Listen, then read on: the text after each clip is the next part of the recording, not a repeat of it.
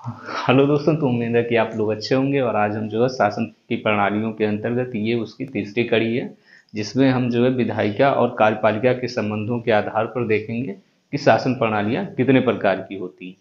तो जैसा विधायिका और कार्यपालिका के संबंधों के आधार पर अगर देखा जाए तो मोटे तौर पर शासन प्रणालियाँ दो प्रकार की होती हैं। एक होती है संसदीय शासन प्रणाली और दूसरी होती है अध्यक्षीय शासन प्रणाली। तो कितने प्रकार की हैं? तो दो प्रकार की होती हैं। दो प्रकार की होती हैं, संसदीय शासन प्रणाली, संसदीय शासन प्रणाली, और दूसरी होती है अध्यक्षीय शासन प्रणाली। अध्यक्षीय शासन प्रणाली। अध्यक्षीय शासन प्रणाली। तो ये दो तरह की शासन व्यवस्थाएं जो है प्रचलित है। तो सबसे पहले हम देखेंगे कि संसदीय शासन प्रणाली क्या है और संसदीय शासन प्रणाली किसे कहते हैं।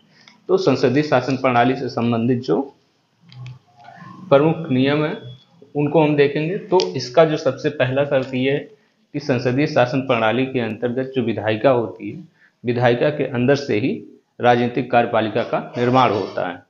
तो विधायिका में जिस दल को बहुमत प्राप्त होता है वो जो है सरकार का निर्माण करती है। तो इसलिए संसदीय कार्यपालिका में विधायिका और कार्यपालिका का संबंध एक दूसरे से जो है घनिष्ठ होता है तथा परस्पर निर्भर होता है। तो संसदीय शासन प्रणाली किसे कहेंगे? तो संसदीय शासन प्रणाली जो है, संसदीय शासन प्रणाली में कार्यपालिका का निर्माण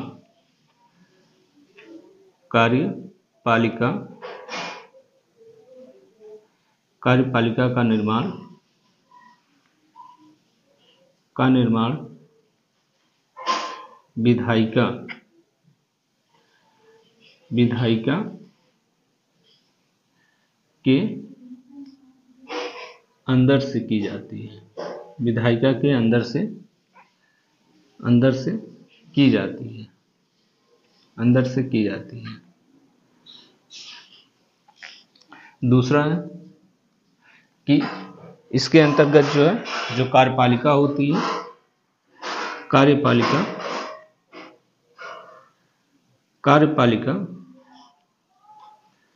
विधायिका के प्रति उत्तरदायी होती है। विधायिका के प्रति उत्तरदायी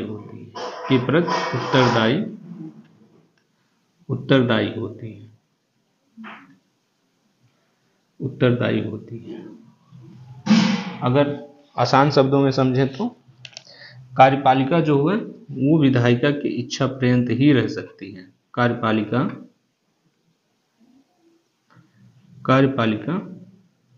विधायिका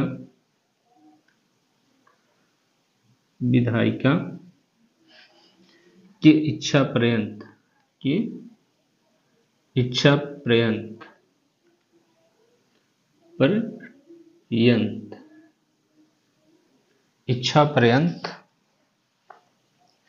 पर्यंत ही अपने पद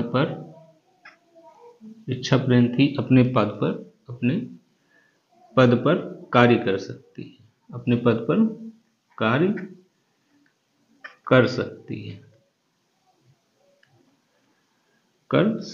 है। तो ये तीन तत्व जो है संसदीय शासन प्रणाली में देखने को मिलते हैं।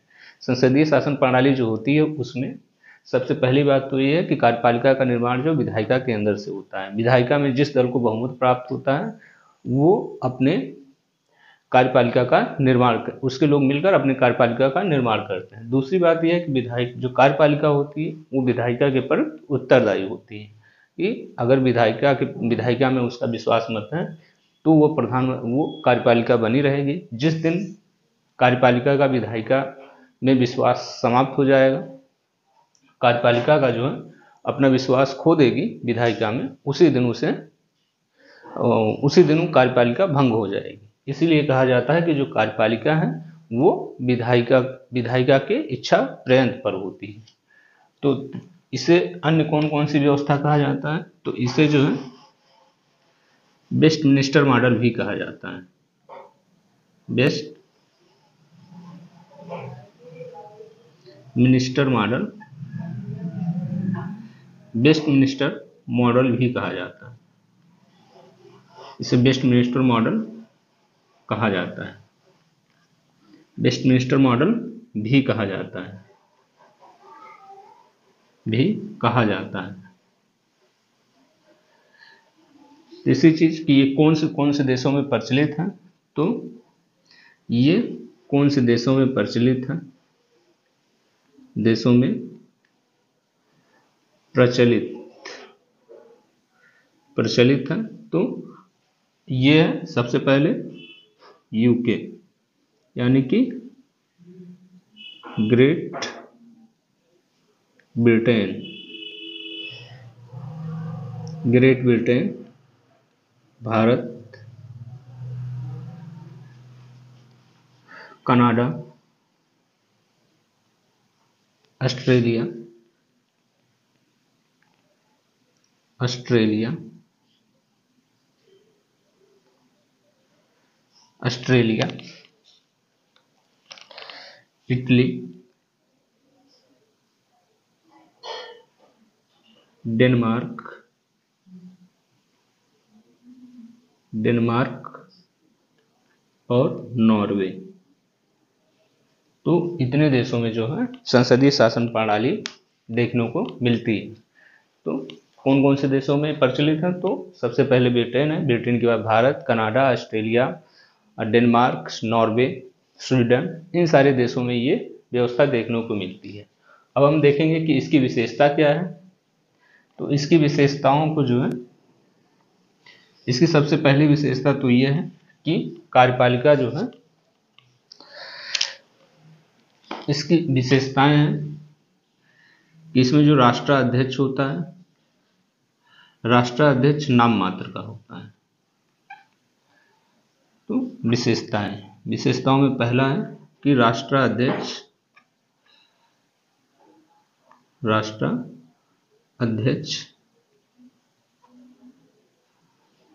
नाम मात्र का होता है, नाम मात्र का होता है।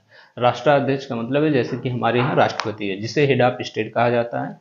ये संसदीय शासन प्रणाली में नाम मात्र का होता है, इसके नाम से ही सारे कार्य किए जाते हैं, इसके नाम पर ही। लेकिन ये अपने उन शक्तियों का स्वयं में प्रयोग नहीं कर सकता, बल्कि मंत्रिमंडल की सहायता से उन कार्यों को करता है। तो सारे काम होते हैं राष्ट्रपति के नाम से, लेकिन उन महत्वपूर्ण निर्णयों की लेने की जिम्मेदारी किसकी है, तो प्रधानमंत्री की होती है। इसी तरह से अगर हम ब्रिटेन में देखें तो ब्रिटेन में राजा होता है और भारत में राष्ट्रपति होता है। दूसरी जो विशेषता इसकी है, तो दूसरी विशेषता है कि कार्यपालिका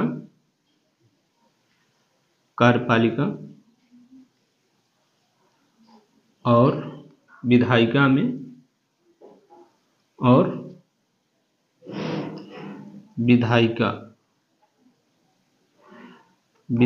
में घनिष्ठ संबंध होता है। क्योंकि जो कार्यपालिका होती है, कार्यपालिका का निर्माण विधायिका के अंदर से किया जाता है, इसलिए जो है ये माना जाता है कि जो कार्यपालिका है वो बहुमत प्राप्त दल है, और वो जो है विधायिका में भी उसे बहुमत प्राप्त होती है। तो इसलिए जो है कार्यपालिका का निर्माण जब विधायिका के अंदर से होता है, तो ये स्वाभाविक है कि कार्यपालिका और विधायिका के बीच जो है बेहतर संबंध होंगे, जिससे कोई भी कार्य आसानी से हो जाता है। कोई भी नियम कानून बनाने हो या कोई महत्वपूर्ण फैसला लेना हो तो वो आसानी से हो जाते हैं, क्योंकि बहुमत प्राप्त दल का जो है कार्यपालिका का निर्माण होता है। तीसरी विशेषता इसकी है, तीसरी विशेषता है कि इसमें सामूहिक उत्तरदायित्व की भावना होती है। सामूहिक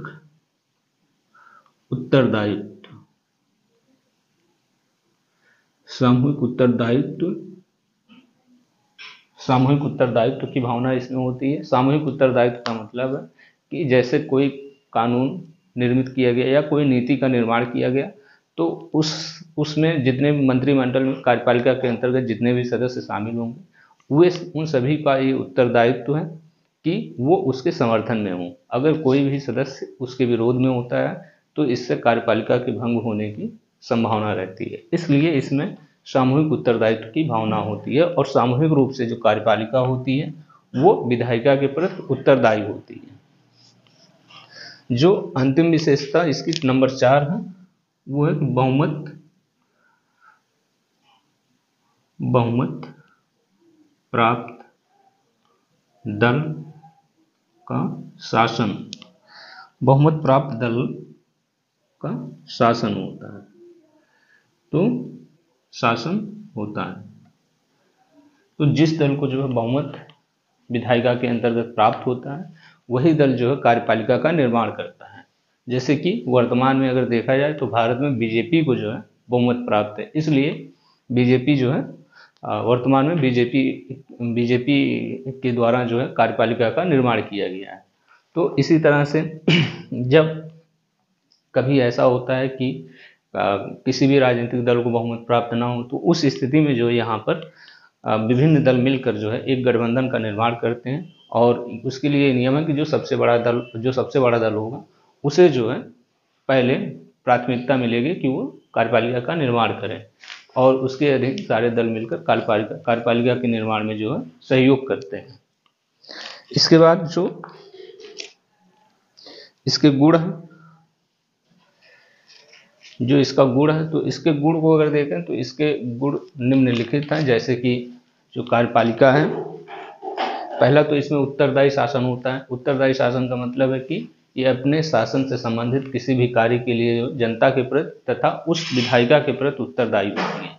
अगर ये कुछ ऐसा काम करती है जो विधायिका को असंवैधानिक लगता है तो विधायिका इसे भंग कर सकती है, उस कानून को पास होने से रोक सकती है। दूसरी, जनता के प्रति भी उत्तरदायी होती है और एक निश्चित कार्यकाल के बाद फिर से इन्हें जनता के पास आना होता है, इसलिए ये कोई भी नियम या कानून बनाते समय जो है जनता को ध्यान में रखते हैं।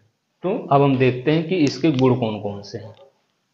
तो संसदीय कार्यपालिका के गुण, संसदीय कार्यपालिका के कौन कौन से गुण होंगे?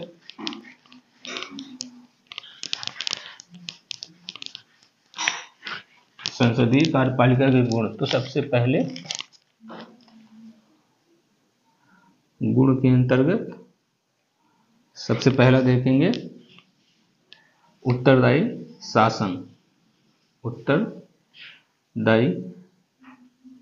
उत्तरदायी शासन सबसे पहला गुण यही है कि जो कार्यपालिका होती है वो विधायिका के प्रति तथा अपने लोकमत के प्रति उत्तरदायी होती है। कोई भी नियम कानून के निर्माण से पहले, जब भी वो किसी भी नियम कानून का निर्माण करती है तो विधायिका के प्रति उत्तरदायी होती है। दूसरा है वैकल्पिक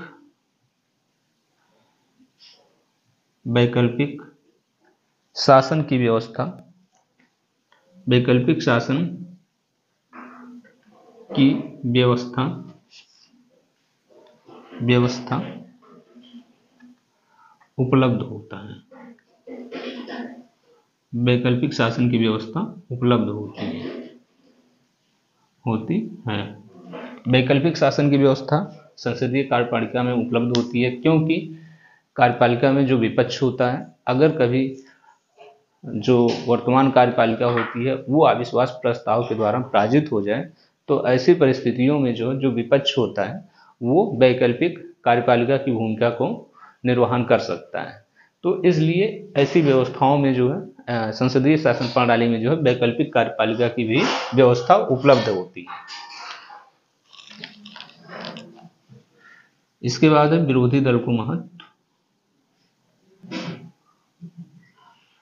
विरोधी दल को महत्व, तो विरोधी दल को जो है इसमें महत्व मिलता है, क्योंकि विरोधी दल जो है सरकार की नीतियों को जो है आलोचना करके या उस पर वाद विवाद प्रतिवाद करके जो है उसे नियंत्रित करने की कोशिश करती है। तो इसलिए जो है राजनीतिक दल जो होता है और जो विरोधी दल होता है उसकी महत्वपूर्ण भूमिका बनी रहती है, तथा वो सरकार को नियंत्रित करने का भी कार्य करता है ताकि सरकार निरंकुश ना होने पाए। तो इसलिए जो है विरोधी दल का इसमें महत्व बना रहता है। इसके बाद देखेंगे इसके दोष, कि इसके दोष कौन कौन से दोष। तो इसका पहला दोष ये है कि जो संसदीय कार्यपालिका होती है वो तो अस्थिर होती है, मतलब कि अनिश्चित कार्यकाल, अनिश्चित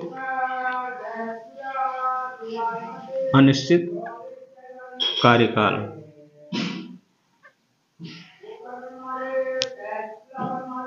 अनिश्चित कार्यकाल।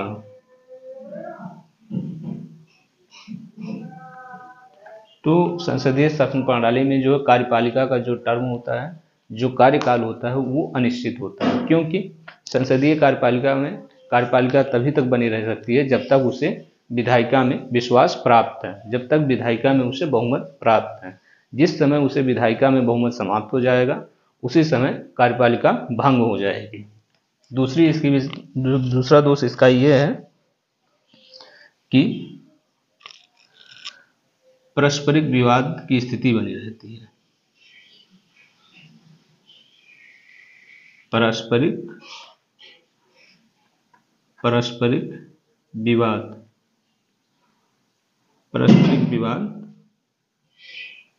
की स्थिति बनी रहती है,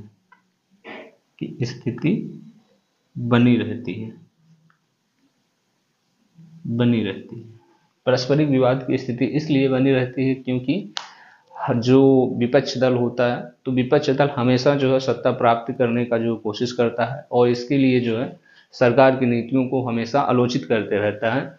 इसलिए सरकार जो सत्ता पक्ष होता है और जो विपक्ष होता है उनके बीच परस्पर एक विवाद की स्थितियां उत्पन्न होती रहती हैं। और इसका तीसरा दोष है कि सरकार के गठन में कठिनाई आती है। सरकार के गठन में कठिनाई